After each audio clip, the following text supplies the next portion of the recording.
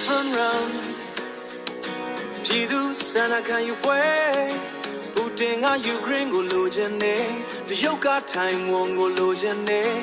Uncle Sam က Greenland ကိုလိုချင်တယ်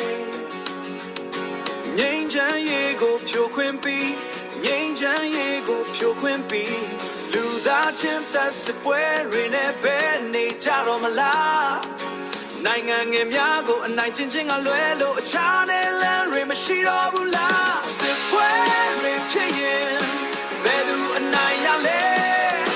နှစ်ဖက်စလုံးမှာအားလုံးရှုံးလူအသက်တွေတဘောဘာနဲ့မှတော့ချစ်ပေးမရကိုဖေကိုလမပေသွားတယ်လို့ခံစားကြည့်ကြငြိမ်းချမ်းရေးကိုဖြိုခွင်းခြင်းမညီညာဖို့စစ်ပွဲများတင်ပွဲများထောင်ခြင်းကလွဲလို့အခြားတဲ့လမ်းတွေတွေးရှာကြည့်ကြ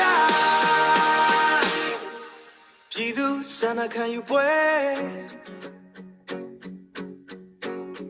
အဲ့ဒီမြေပေါ်မှာနေထိုင်သူများဤအခွင့်အရေးများကိုလေးစားပါ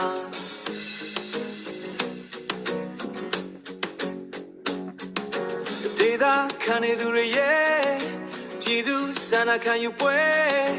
လေးနှစ်တစ်ချိန်ပြုလုပ်ပါထိုမြေပေါ်နေသူများသာမဲ့ပြပါတစ်ချိန်မှငါတို့ဟာတရုတ်နဲ့တူနေမယ်တစ်ချိန်မှငါတို့ဟာ Uncle Sam နဲ့တူမယ်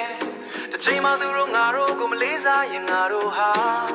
ငါတို့ကိုပိုင်ရက်ဒီမယ်ငါတို့လူသားချင်းချင်းကြားမှာစစ်ပွဲတွေမလို့အပ်ဘူးငါတို့လူသားချင်းချင်းကြားမှာစစ်ပွဲတွေမလို့အပ်ဘူးစစ်ပွဲကြောင့်လူအသက်တွေဆုံးရှုံးမှုငါတို့မလို့ဘူးတို့မြေပေါ်မှာနေသူပြည်သူများရဲ့ဆန္ဒကိုမေးကြည့်ပါလားမေးကြည့်ပါလားပြည်သူဆန္ဒခံယူပွဲလို့ပါပြည်သူဆန္ဒခံယူပွဲလို့ပါလူလက်ပြီးတရားများတဲ့ဒီတစ်ခါပြည်သူရဲ့ဆန္ဒခံယူပွဲကိုဒီလိုကရေးစီနေ